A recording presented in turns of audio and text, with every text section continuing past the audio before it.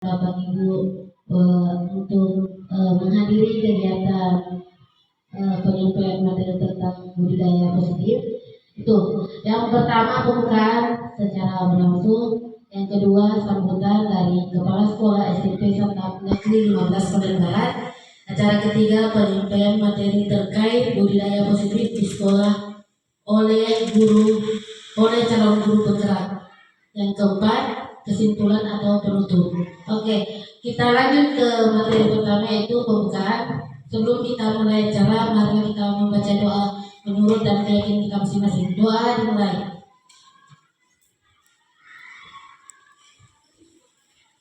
Selesai. Lanjut acara kedua, sambutan dari Kepala Sekolah SD SMP Satap Negeri 15 Pandan Barat. Kami persilakan.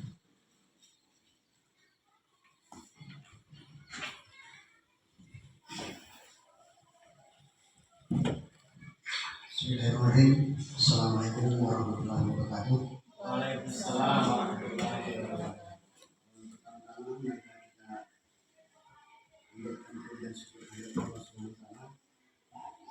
Pada kesempatan pagi hari ini menjelang siang, kita masih diberi kesehatan, kekuatan, kesempatan guna melaksanakan salah satu kegiatan yakni diseminasi budaya positif di sekolah SD SMP Satap Negeri 15 Pandan Barat.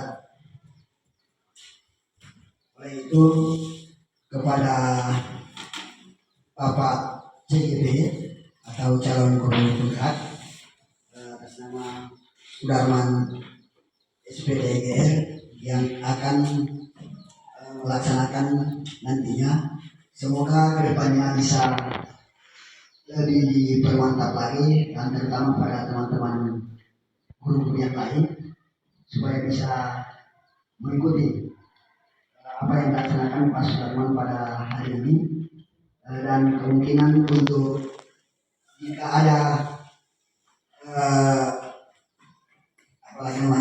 pendaftaran kembali untuk guru yang masuk CGP, sekitarnya para bapak ibu guru supaya tetap juga ikut, walaupun nantinya dalam beberapa kendala ini seperti Pak Sudarman ada beberapa yang akan dilaksanakan mulai dari materi sejak bulan lalu atau sampai sekarang ini, dan kemungkinan begitu juga nanti teman-teman yang akan mengalaminya atau melaksanakan kegiatan tersebut.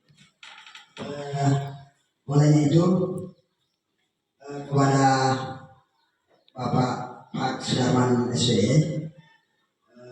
terima kasih atas kegiatan ini. Semoga tetap diberi kesehatan untuk menjalankan kegiatan ini, dan begitu pula dengan teman-teman lain, ya, supaya kesehatannya juga dipermantap juga. Jadi saya kira mudah nanti kalau dalam kegiatan ini, proses kegiatan ini akan dilaksanakan oleh Bapak Sudarman. Semoga tetap dalam kesehatan. Semoga apa yang saya sampaikan pada hari ini mungkin cukup sekian. Selebihnya kami SMP Satap Negeri 15 Pandan Barat. Assalamualaikum warahmatullahi wabarakatuh. Waalaikumsalam warahmatullahi wabarakatuh. Ya, baik, sebelumnya saya juga mengucapkan banyak terima kasih atas kesempatan yang diberikan. Dalam kegiatan ini saya akan menyampaikan suatu kegiatan yang biasanya disebut dengan diseminasi terkait dengan budaya positif di sekolah. Jadi di sini kami ditugaskan untuk menyampaikan beberapa materi yang pernah saya pelajari selama menjadi anggota CGP angkatan 10. Jadi dalam kesempatan ini kita akan berbicara banyak terkait budaya positif yang ada di sekolah. Tentunya yang pertama, ada 5 posisi kontrol guru. Jadi posisi kontrol guru ini juga tak kalah penting, harus kita pahami sebagai guru. Iya. Ini nantinya akan kita terapkan kepada siswa kita, kepada murid-murid kita, dan kita harus tahu tempatnya kita sebagai guru, kita sebagai apa sebenarnya, dalam posisi kontrol apa sebenarnya kita di sini. Jadi posisi kontrol guru yang pertama ada disebut dengan penghukum. Jadi seorang penghukum biasa menggunakan hukuman fisik maupun verbal. Orang-orang yang menjalankan posisi penghukum senantiasa mengatakan bahwa sekolah memerlukan sistem atau alat yang dapat lebih menekan murid-murid lebih dalam. Ya, kemudian guru-guru menerapkan posisi penghukum akan berkata, patuhi aturan saya. Jadi Bapak Ibu sekalian, sekiranya bisa mungkin sambil saya sampaikan, sambil kita pikirkan, yang kita sering sampaikan kepada murid-murid kita, contohnya ada kata patuhi aturan saya. Patuhi aturan saya, misalnya kita menyampaikan kepada murid kita, jadi tolong patuhi aturan saya. Jadi ada sikap yang sifatnya penghukum. Jadi bisa mungkin kita membayangkan ketika kita menyampaikan seperti itu, berarti posisi penghukum seperti itu. Dan perlu juga kita pahami di era sekarang, sesuai dengan pemikiran Ki Hajar Dewantara itu, tidak dibenarkan sedikit pun ketika kita memberikan suatu hukuman terhadap murid kita.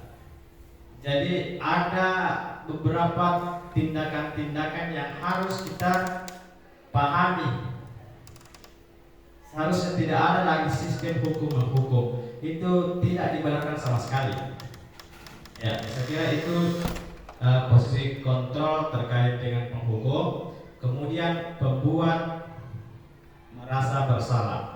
Jadi dalam pembuat merasa bersalah akan menggunakan pendidikan yang membuat orang lain merasa tidak nyaman ataupun merasa bersalah. Ya, kata-kata yang keluar dengan lembut akan seperti Bapak sangat kecewa atau Ibu sangat kecewa denganmu.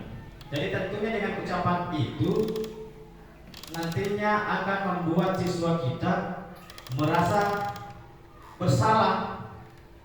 Ya, jadi dengan kata-kata itu bisa saja mereka langsung karena mempunyai karakter down, jatuh, ya. Artinya tidak apa ya?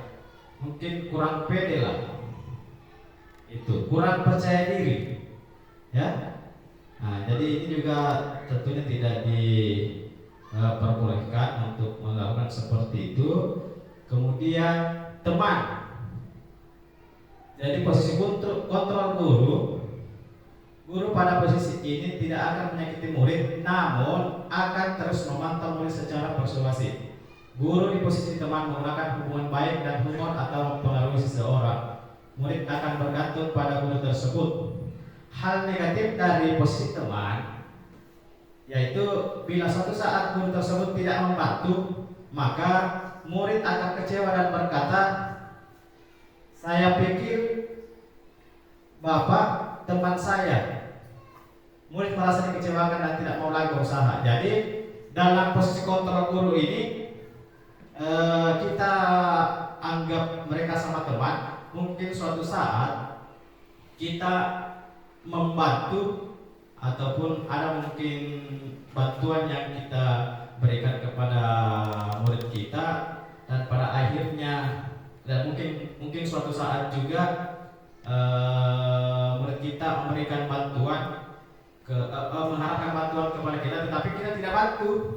Nah, jadi nanti akan merasa kecewa juga karena murid menganggap dia sebagai temannya. Ya, jadi saya kira seperti itu. Kemudian posisi pemantau. Nah, jadi posisi pemantau itu memonitor, berarti mengawasi, ya. Pada saat kita mengawasi, kita bertanggung jawab atas perilaku orang-orang yang kita awasi. Posisi pemantau berdasarkan pada peraturan-peraturan dalam konsekuensi dengan menggunakan sanksi atau konsekuensi kita dapat memisahkan hubungan pribadi kita dengan murid sebagai seorang yang menjalankan posisi pemantau. Jadi biasanya juga ada pertanyaan yang sering kita lakukan kepada murid-murid kita ketika kita menjadi posisi kontrol sebagai pemantau. Peraturannya apa? Apa yang telah kamu lakukan? Jadi sanksinya misalnya apa? Kemudian seorang pemantau sangat mengandalkan perhitungan catatan data yang dapat digunakan sebagai bukti atas perilaku seseorang. Posisi ini akan menggunakan stiker atau slip catatan, daftar cek, posisi monitor, ataupun yang lainnya. Ya, kita lanjut di bagian posisi manajer. Nah, di posisi manajer itu, di sini juga posisi ini juga tak kalah penting yang harus kita pahami juga dan perlu kita jalankan. Posisi manajer itu adalah seorang mentor bagi guru dan murid. Ketika murid berbuat salah, maka manajer akan menyuruh murid tersebut untuk mempertanggungjawabkan perilakunya, mendukung murid untuk menemukan solusi terhadap masalahnya. Jadi seorang manajer telah memiliki keterampilan di posisi teman atau pemantau. Jadi di kelima posisi guru itu kita sudah bisa membayangkan selama ini kita sebagai guru kita masuk kategori posisi kontrol yang mana itu. Untuk kesimpulan saya, mungkin saya arahkan kita bisa memposisikan kita sebagai posisi guru, sebagai posisi teman atau pemantau yang bisa dikaitkan dengan secara garis besar bisa dikatakan sebagai posisi manajer. Yang jelas tidak diposisikan kita sebagai posisi penghukum. Jadi posisi penghukum itu sama sekali tidak diperbolehkan. Baik sekecil apapun itu tidak dibenarkan untuk menghukum. Ya, jadi saya rasa kemarin juga saya diskusi beberapa teman CGP angkatan 10 ya merasa tertantang. Kenapa mereka katakan seperti itu? Selama ini yang kita lakukan terus terang saja, saya juga pribadi selalu memberikan hukuman kepada teman dan kepada murid yang bersalah, entah mungkin pungut sampah atau segala macam itu. Jadi itu sebenarnya tidak diperbolehkan. Ya, kemudian apalagi misalnya ada siswa yang terlambat kemudian dikasih solusi untuk pungut sampah, ya sebenarnya tidak ada hubungannya di situ, ya atau lari misalnya keliling lapangan, tidak dibenarkan melakukan hal seperti itu. Ya baik, saya lanjut. Yang berikutnya keyakinan kelas. Jadi ini juga perlu kita terapkan di dalam kelas. Jadi sebelum kita mengajar di dalam kelas itu seharusnya kita mempunyai keyakinan kelas. Jadi keyakinan kelas itu merupakan nilai-nilai kebajikan atau prinsip-prinsip universal yang disepakati bersama secara universal, lepas dari latar belakang suku, negara, bahasa maupun agama. Keyakinan akan lebih memotivasi seseorang dari dalam atau motivasi secara intrinsik. Seseorang akan lebih tergerak dan bersemangat untuk menjalankan keyakinan daripada hanya sekedar mengikuti serangkaian peraturan. Jadi ini saya kasih juga solusi atau saran kepada Bapak Ibu sekalian, sebelum kita mengajar atau sebelum kita mengajar lebih jauh, seharusnya kita harus menyepakati keyakinan kelas. Kesepakatan lebih lebih jelasnya itu yang kita pahami, keyakinan kelas itu hampir sama dengan kesepakatan antara guru dan murid itu. Kemudian pembuatan keyakinan kelas. Nah, di sini Yang pertama, keyakinan kelas hendaklah bersifat lebih abstrak. Kemudian yang kedua, keyakinan kelas dituliskan berupa pernyataan-pernyataan universal. Dan yang berikutnya, pernyataan keyakinan kelas senantiasa dibentuk dalam bentuk positif. Ya. Jadi baik kata-katanya maupun kalimatnya harus mempunyai kata yang positif. Kemudian keyakinan kelas hendaknya tidak terlalu banyak sehingga mudah diingat dan dipahami oleh semua warga kelas. Dan yang berikutnya, keyakinan kelas sebaiknya sesuai sesuatu yang dapat diterapkan di lingkungan. Jadi bukan berarti hanya berlaku dalam lingkungan kelas saja, dalam kelas saja, tetapi bisa di luar kelas atau di lingkungan sekolah. Kemudian disesuaikan dengan kondisinya. Ya, harus disesuaikan dengan kondisi murid kita juga. Dan semua warga kelas hendaknya ikut berkontribusi dalam pembuatan keyakinan kelas ini. Keyakinan kelas lewat kegiatan curah pendapat. Kemudian yang terakhir, bersedia meninjau kembali keyakinan kelas dari waktu ke waktu. Jadi kesimpulannya, dalam pembuatan keyakinan kelas itu kita memberikan kesempatan kebebasan kepada murid-murid kita untuk membuat keyakinan kelas yang akan kita terapkan nantinya. Jadi masing-masing mungkin ini saya kasih solusi. Kita berikan mungkin beberapa menit kesempatan untuk membuat keyakinan kelas yang mereka pahami, dan setelah itu kita buat atau kita rubah menjadi kalimat yang positif, artinya kita buat kalimat yang lebih baik. Ya. Kemudian nanti juga ini disesuaikan dengan kelasnya kita, harus yang berkaitan dengan kelasnya kita. Ya. Kemudian karena nanti ini akan diterapkan, berarti harus betul-betul terarah dan harus betul-betul dilaksanakan. Namanya keyakinan kelas seperti itu. Ya, saya lanjut lagi. Jadi ada tujuan pembuatan keyakinan kelas di sini. Yang pertama, mengenalkan keyakinan kelas kepada peserta didik.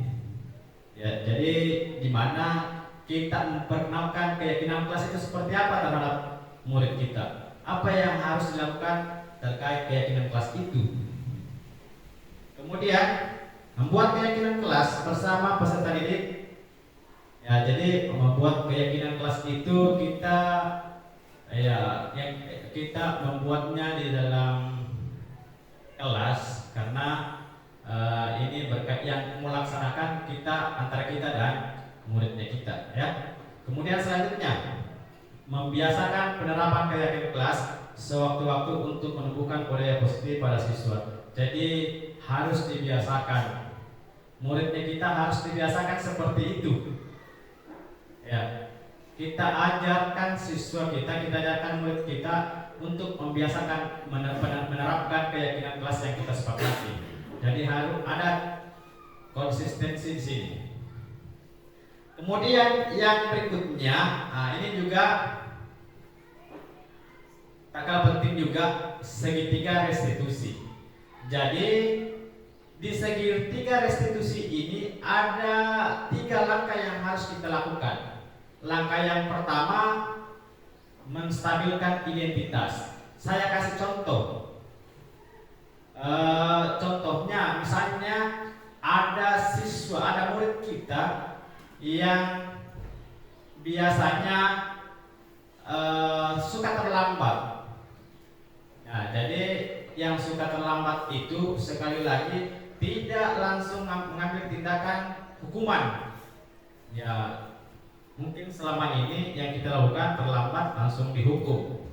Tetapi dalam kegiatan kalau diikuti sesuai dengan langkah-langkah segitiga restitusi itu seharusnya tidak seperti itu.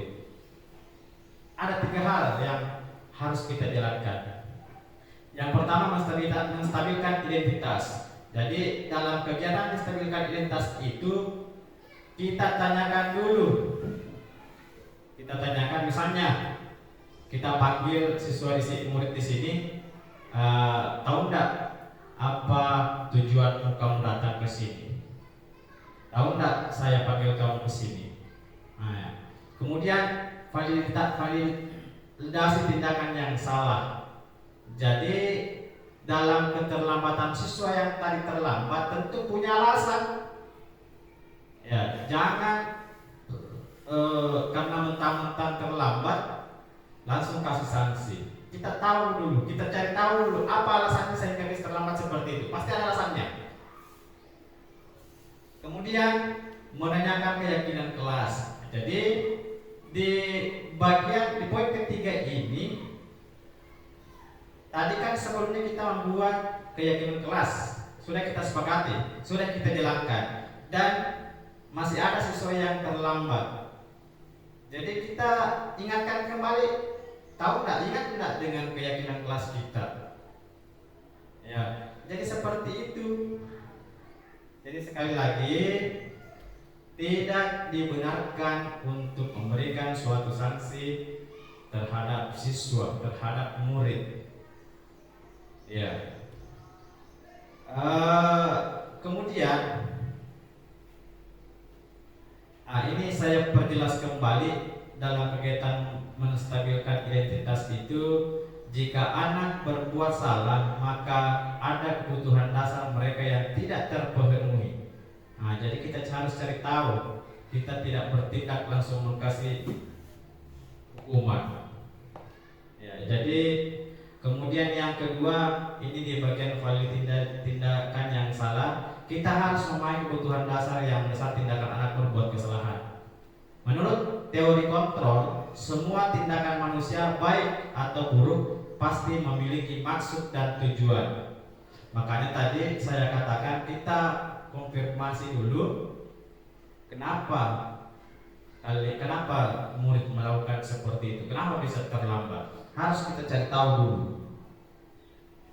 Kemudian menanyakan keyakinan kelas.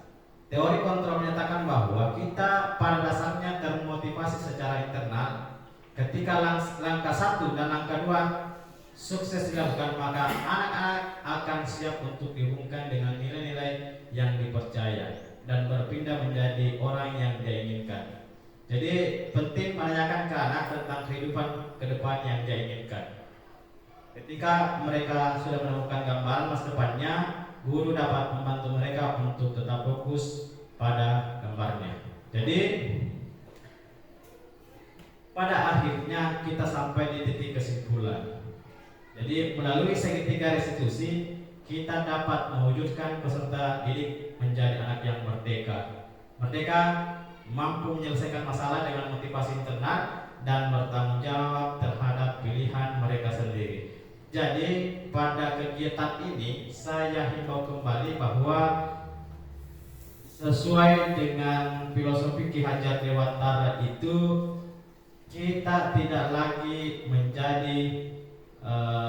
menjadikan siswa sebagai objek, tetapi kita menjadikannya sebagai subjek.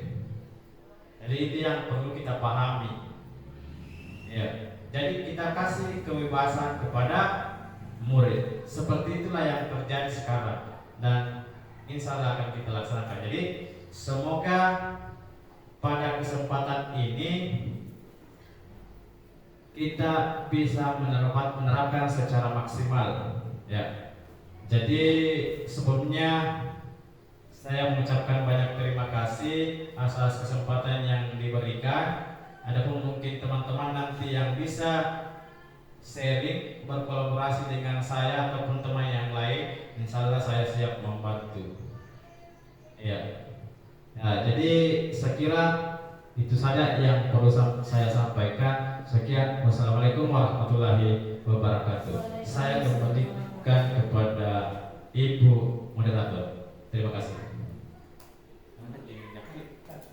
Kita meminta untuk ada feedbacknya ataupun mungkin umpan balik ataupun mungkin kita sharing-sharing, kita berbicara santai. Iya, saya kasih kesempatan kepada teman-teman. Silakan. Ya, Pak Faisal. Sesuai dengan materi yang saya dengarkan tadi, ada beberapa hal yang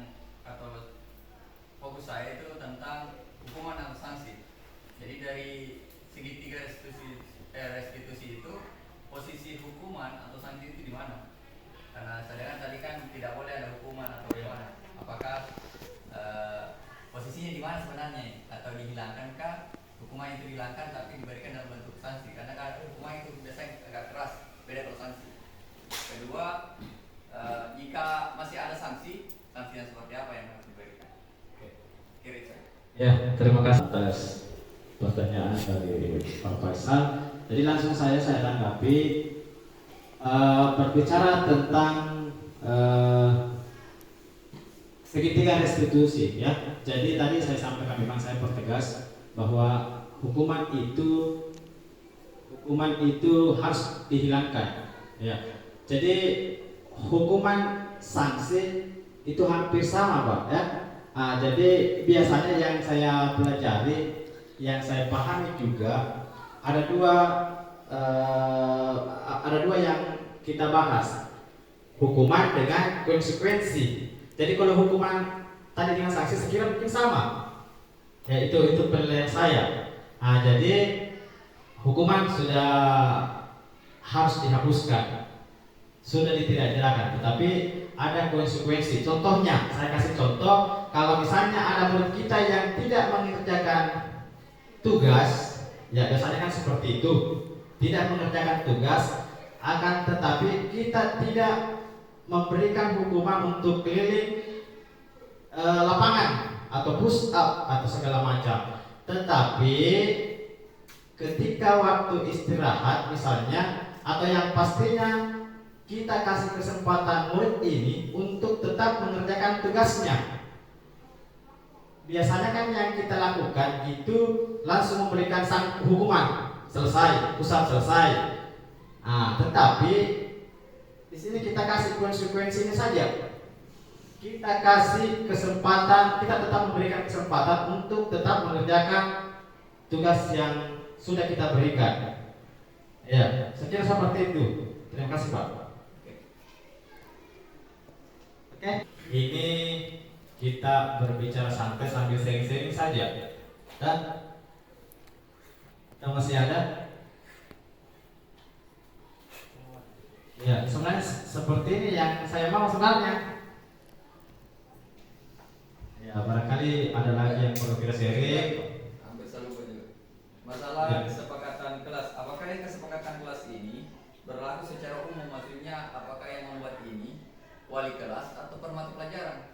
Karena saya pernah lihat ada yang permata pelajaran, ada juga yang secara umum, maksudnya siapapun guru yang masuk, kesepakatan itu yang diberlakukan. Misalnya kalau wali kelas yang mengadakan, berarti semua guru mata pelajaran mengikut kesepakatan kelas itu.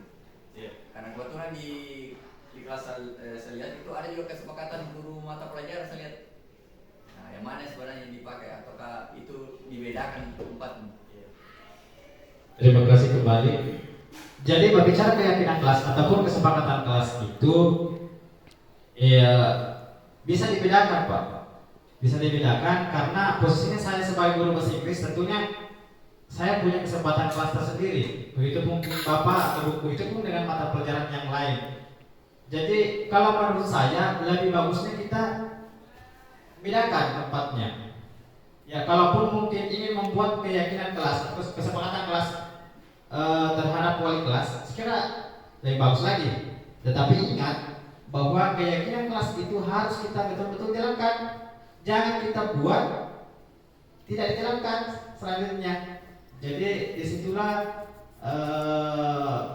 akan membuat murid kita untuk mengurangi mengikuti aturan yang sudah kita sepakati. Jadi harus betul-betul kita kontrol apa betul-betul terlaksana atau tidak.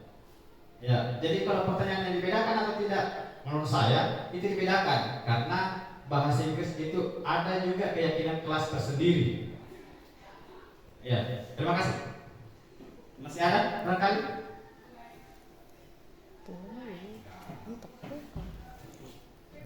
Aman? Oke, terima kasih. Saya kembalikan kepada moderator. Action. Adapun kesimpulan dari materi terkait budidaya positif, yaitu melalui segitiga dapat mewujudkan peserta didik menjadi anak yang merdeka. Merdeka mampu menyelesaikan masalah dengan motivasi internal dan bertanggung jawab terhadap pilihan mereka sendiri. Terima kasih. Saya akhiri wabillahi taufiq wal hidayah. Wassalamualaikum warahmatullahi wabarakatuh.